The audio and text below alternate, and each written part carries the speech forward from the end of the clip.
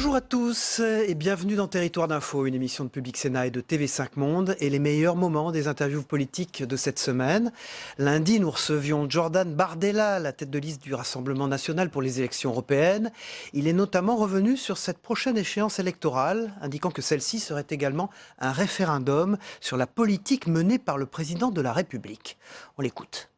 Disons que c'est la première élection depuis son élection. Et donc c'est une élection nationale, voilà. Ça va aussi être un référendum sur la politique d'Emmanuel Macron, parce qu'encore une fois, la Ve République veut que l'élection qui succède à l'élection du gouvernement, à l'élection du président de la République, soit aussi la première occasion pour lui de rendre des comptes et la première occasion pour l'opposition que nous incarnons de faire des propositions, de porter un projet alternatif, parce que je crois qu'il y a une souffrance aujourd'hui dans le pays à laquelle il n'a pas apporté de réponse. Voilà, il faut le dire. Vous pensez être en tête le soir du 26 mai ? Mais je ne sais pas, on verra. On va en tout cas faire campagne.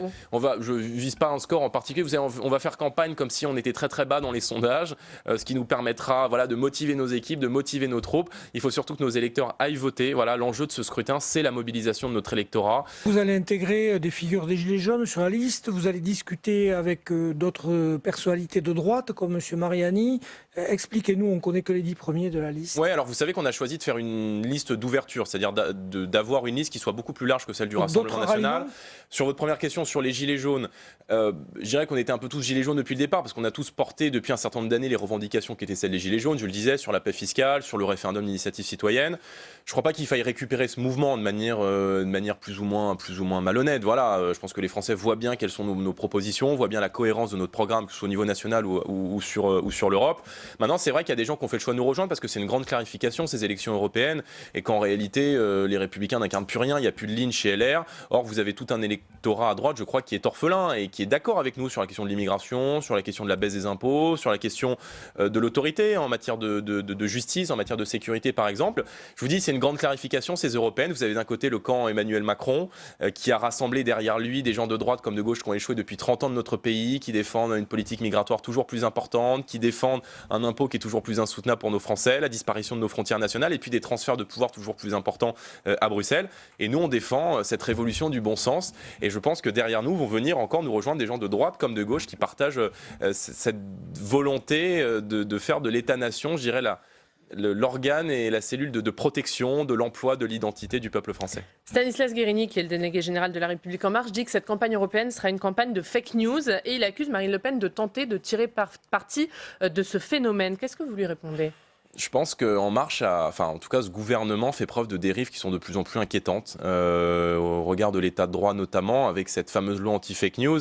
En fait, en gros, la fake news, si vous voulez, c'est brandi dès que vous n'êtes pas d'accord avec les éléments de langage de La République En Marche. C'est-à-dire, voilà, En Marche dicte une ligne, dès que vous n'êtes pas d'accord, c'est fake news. On a vu aussi que le gouvernement avait l'intention de donner l'agrément à certains médias. C'est-à-dire qu'il y aurait des médias qui feraient office de vérité officielle et puis d'autres qui seraient un peu moins officiels, La République En Marche, comme qui va interdire RT, Sputnik, du suivi de sa campagne. Je trouve que ce gouvernement fait preuve de dérives autoritaires qui sont assez inquiétantes. Alain Finkielkraut a parlé de rhétorique islamiste après son agression en marge de la manifestation des Gilets jaunes.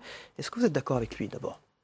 Je crois que oui, c'est-à-dire que ça fait nous des années qu'on explique qu'il existe aujourd'hui dans notre pays une montée de l'antisémitisme qui est corrélée à celle de l'islamisme. Voilà. Et l'individu qui s'en est pris à Alain Finkielkraut a été identifié comme étant membre de la mouvance islamiste. Donc ce sont ces fameux jaunes à l'extérieur, mais rouges et verts à l'intérieur. Et je pense que beaucoup de nos compatriotes de confession juive sont inquiets de la montée du fondamentalisme islamiste. Voilà, qu'ils l'épousent dans un certain nombre de quartiers à quitter leurs habitations. On ne peut pas expliquer aujourd'hui qu'il y a une espèce d'idéologie antisémitiste qui est similaire à celle des années 30. Il y a aujourd'hui une montée du fondamentalisme islamiste dans notre pays qu'il faut cibler. Et qui est la cause, je crois, de la montée de l'antisémitisme. Qu'est-ce que vous voulez dire par jaune à l'extérieur et rouge-vert à l'intérieur ? Je veux dire que le mouvement des Gilets jaunes initié le 17 novembre était un mouvement de ras-le-bol, de contestation générale, de la politique fiscale, du fait que beaucoup de Français n'étaient plus entendus, à qui ils aimeraient retrouver un peu de dignité. Et force est de constater que ce mouvement a été désormais récupéré dans les grandes villes par des mouvements d'extrême gauche, par des milices antifa qui se sont glissées au sein de ces gilets jaunes. On a vu un certain nombre de tags anarchistes sur les murs de l'Assemblée nationale, sur l'Arc de Triomphe. Et puis on a vu effectivement beaucoup de violences être commises par des gens qui sont systématiquement identifiés par nos services de renseignement qu'on laisse depuis un certain nombre d'années intervenir dans les mouvements sociaux pour en pourrir les revendications. Mardi, c'est Sylvain Maillard, le député La République En Marche de Paris, qui était sur notre plateau. Alors que les actes antisémites se multiplient depuis plusieurs jours, ce dernier a créé la polémique en estimant que l'antisémitisme était toujours présent dans le discours du Rassemblement national et de la France insoumise.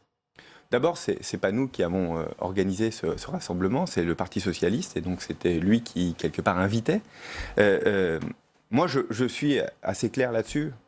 Pour moi, le Rassemblement national, pour moi, la France insoumise porte en eux-mêmes des racines antisémites très claires. Est-ce qu'ils sont tous antisémites? Je ne le dirai pas. Je ne me permettrai pas de le dire.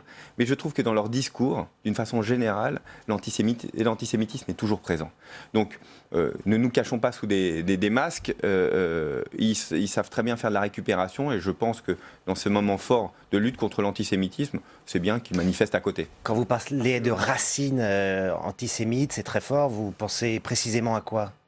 Écoutez, quand on entend les discours de certains députés de la France insoumise, par exemple, très clairement, qui appellent aussi à BDS. Vous connaissez les noms, moi je ne suis pas là pour dénoncer. Oui. Une députée de Paris, par exemple. Vous parlez d'Aniel Obono, c'est ça Par exemple, je crois que très clairement, il y a un vrai souci par rapport à ça, et qu'il y a une sorte d'amalgame sur le conflit israélo-palestinien, un mélange un peu d'un antisémitisme bon teint qui a toujours existé en France, c'est-à-dire un antisémitisme où le juif est le puissant, le juif est le riche, et que finalement ça résonne bien avec le message qui est porté aux extrêmes.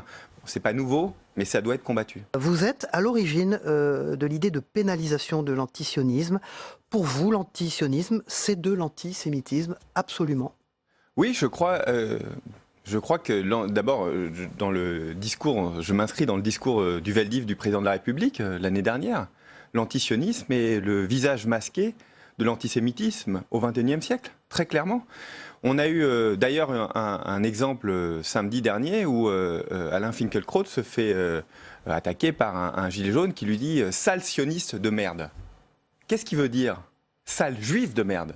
Mais en utilisant le vocable sioniste, il sait très bien qu'il ne sera probablement pas poursuivi, ou s'il est poursuivi, il peut gagner son procès face à la puissance publique. Donc on voit bien qu'il y a un trou juridique dans notre législation.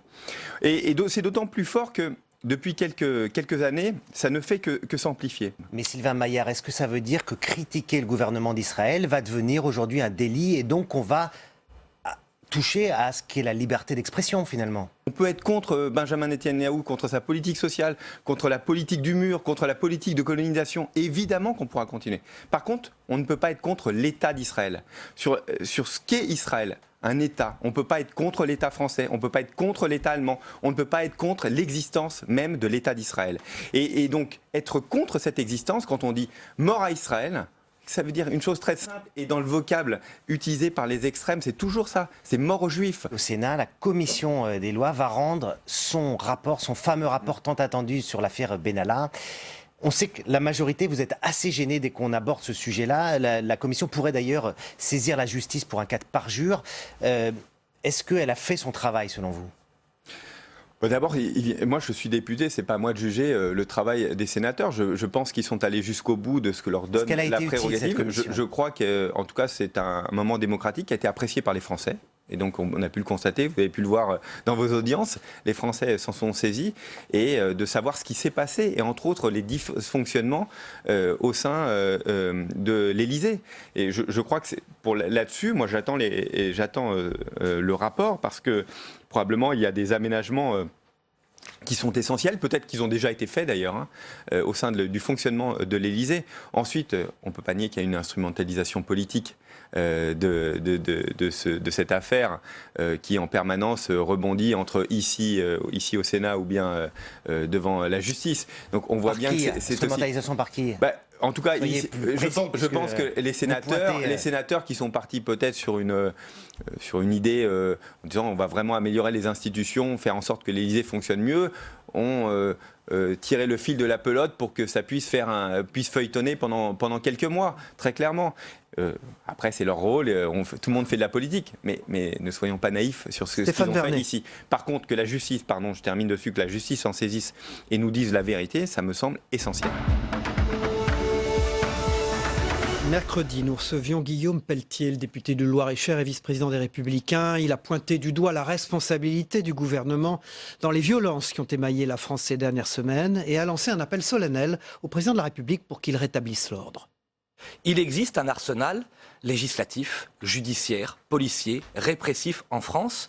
Il faut que tout cela soit porté, incarné par une volonté politique implacable. Il n'est pas normal que cet individu dont je parlais à l'instant soit toujours en liberté, toujours pas inquiété. Plus largement, permettez-moi de prendre un peu de hauteur et au-delà de la question gravissime de l'antisémitisme, de vous parler de ce qui se passe en France depuis maintenant 15 semaines. La France est un pays qui a connu et qui connaît des injustices extrêmement lourdes et c'était sans doute le moteur principal de la colère légitime des gilets jaunes des ronds-points qui s'exprimèrent dès le 17 novembre dernier. Et depuis, 14 samedis consécutifs, pendant lesquels quelques centaines de meneurs, de casseurs, de groupuscules peuvent en toute impunité s'en prendre aux policiers, aux gendarmes, aux symboles de la République, à nos institutions. Certains ont été Certains ici ou là, mais on voit bien, et je le dis, je ne sais pas si c'est du cynisme de la part du gouvernement. Je ne sais pas si c'est de l'incompétence de la part du gouvernement. Quoi qu'il en soit, il s'agit d'une impuissance, qu'elle soit active ou passive, et c'est extrêmement grave. Je lance donc ce matin un appel solennel au président de la République, avec beaucoup de gravité, pour qu'il rétablisse l'ordre. Parce que les Français sont en train de subir une double peine, aux injustices subies, sont en train de s'ajouter les désordres. Emmanuel Macron était le président des injustices, il est en train de devenir le président des désordres, les Français n'en peuvent plus. Nicolas Sarkozy était hier soir présent lors du rassemblement contre l'antisémitisme. Il a dit un certain nombre d'individus provoquent, insultent l'autorité de l'État. Ce n'est pas le temps des manifestations, même si je suis présent ce soir. Il dit c'est une question d'autorité de l'État. Alors l'État doit répondre d'une manière différente. L'autorité de l'État. Bien sûr, comme si souvent Nicolas Sarkozy a raison et a trouvé les mots justes. Bien sûr que l'antisémitisme doit être condamné et combattu sans relâche. Bien sûr que nous devons éradiquer les groupuscules extrémistes qui le véhiculent. Il nous faut aussi pointer la racine, l'une des principales racines de ce mal, de ce poison aujourd'hui, qui est la montée de l'islamisme radical. Bien sûr que nous devons manifester. Mais manifester ne suffit plus. Et ce qu'a voulu dire avec beaucoup de justesse Nicolas Sarkozy, c'est que se pose en France aujourd'hui, sur la question de l'antisémitisme et sur tant d'autres sujets, hélas, on aura peut-être l'occasion d'y revenir, un problème d'autorité. Il faut que l'État s'empare et se drape à nouveau des vertus d'autorité avec une fermeté implacable. Mais concrètement, ça veut dire quoi? Mais très concrètement, vos confrères, par exemple, du Parisien révélaient hier soir encore que celui qui a été identifié ces dernières heures comme l'un des auteurs de l'agression et du lynchage verbal à l'adresse d'Alain Finkielkraut, est toujours tranquille, que rien ne lui est arrivé. Il y a manifestement de la part de l'État et peut-être du gouvernement une forme de renoncement, une forme de laxisme, une forme de lâcheté. Et à tout cela, nous devons mettre fin. Pour les européennes, les deux têtes de liste, les premières têtes de liste des Républicains, c'est François-Xavier Bellamy, versaillais, et ensuite Agnès Evren, qui est élue parisienne. Ça ne fait pas vraiment France des territoires. Est-ce que vous le regrettez? Je l'ai dit, François-Xavier Bellamy, ça n'est pas ma ligne. Mais je souhaite qu'on lui laisse sa chance et je soutiens ce trio qui est rassembleur. Vous auriez pu citer Arnaud Danjean, qui lui est élu de Bourgogne et qui représente cette France des territoires. Et vous savez que sur les 79 candidats d'une liste qui se présenteront au peuple français et qu'on connaîtra bientôt, évidemment que la représentation de la France des provinces, de la France du monde rural, des quartiers populaires, cette France à laquelle je suis très attaché, cette France-là sera bien représentée. Alors pour l'instant, dans les sondages, on voit que les Français ne vous entendent guère et vous plafonnez à 10%. Est-ce que ce serait un résultat honorable pour vous? Non, il faut qu'on fasse plus. Évidemment que nous sommes des challengers dans cette élection. Il faut aussi être très prudent, très modeste et très humble. Les favoris des sondages sont rarement les vainqueurs des suffrages. Je crois que les élections précédentes nous l'ont démontré. Ma conviction, c'est que si nous parvenons à incarner cette troisième voie européenne, ni la fuite en avant d'Emmanuel Macron qui veut continuer l'Europe d'hier qui ne marche plus, ni la marche en arrière des extrêmes qui veulent à tort quitter l'Europe, qui est pourtant notre bien commun, si nous arrivons à incarner cette troisième voie, nous aimons l'Europe, mais parce que nous l'aimons, nous voulons la changer en profondeur de l'intérieur. Alors ma conviction, c'est que nous pourrons continuer à progresser. Marc Fesneau, le ministre en charge des relations avec le Parlement, était sur notre plateau mercredi, au lendemain de la publication du rapport de la Commission des lois du Sénat dans l'affaire Benalla. Il a qualifié ce rapport de politique et considéré que le Sénat était sorti de son rôle. Rien dans le travail de la commission d'enquête et dans le rapport que j'ai pu parcourir, parce qu'on l'a eu assez tard hier, qui ne soit connu et qui ne soit su des uns et des autres. Deuxième chose, ça n'empêche pas qu'il soit sévère. Non, mais rien qu'il soit su sur les faits. Après, la commission d'enquête, elle dit un certain nombre de choses. Elle dresse un certain nombre d'hypothèses sans apporter la preuve de quoi que ce soit. Et par ailleurs, je pense qu'il faut que chacun soit restauré dans son rôle. Qu'il y ait des commissions d'enquête pour contrôler l'action du gouvernement, c'est d'ailleurs d'ordre constitutionnel et c'est très bien. La commission d'enquête, elle produit un certain nombre de préconisations, mais établir les faits, ça n'est pas le rôle de la commission d'enquête. Établir les faits, c'est le rôle de la justice. Il faut bien distinguer. Pourquoi elle a outrepassé son rôle, cette commission d'enquête ? Je ne sais pas si elle a outrepassé son rôle, mais moi je rappelle en tout cas ce que sont les règles de droit. Et les règles de droit constitutionnelles qui protègent tout le monde d'ailleurs, et qui protègent y compris les institutions sénatoriales et Assemblée nationale, c'est de ne pas s'immiscer dans les affaires de la justice. La commission d'enquête produit des allégations, des hypothèses et produit un certain nombre de préconisations. Ça n'est pas le rôle de la commission d'enquête que d'établir des faits, parce que ça c'est le rôle de la justice. Personne n'imaginerait que la justice vienne interférer dans les affaires de l'Assemblée nationale ou du Sénat. Et donc ça c'est un premier élément de diagnostic. Assumons le fait que la commission d'enquête, elle n'est pas en suspension dans l'air, elle puisse porter un regard politique. Et manifestement, c'est un regard politique qu'elle pose sur le fonctionnement de l'Élysée et de l'État globalement. Et acceptons du coup que comme c'est un regard politique, on puisse avoir un avis différent du sien. Vous voyez ce que je veux dire ? C'est la justice établit les faits, la commission d'enquête établit autre chose. Elle établit ses préconisations, son sentiment, son avis, et c'est un avis éminemment politique. Et le mot politique n'est pas un gros mot. Et le gouvernement et l'Élysée répondra sur un certain nombre... C'est un gros mot dans la bouche d'un certain nombre de membres de la majorité qui lui reprochent d'être politique. Non, mais je veux dire, non, ce qu'il ne faut pas, c'est se parer derrière une commission d'enquête pour dire j'ai établi des faits et je me mets dans le rôle de la justice. La justice a un rôle d'une autre nature. Et c'est transmet à la justice, vous savez bien, il transmet. Et par ailleurs, elle transmet rien à la justice, elle transmet à la justice, pour M. Benalla, M. Kras, si j'ai bien compris, l'idée qu'ils auraient produit un faux témoignage. Pour le reste, elle ne dit rien d'autre.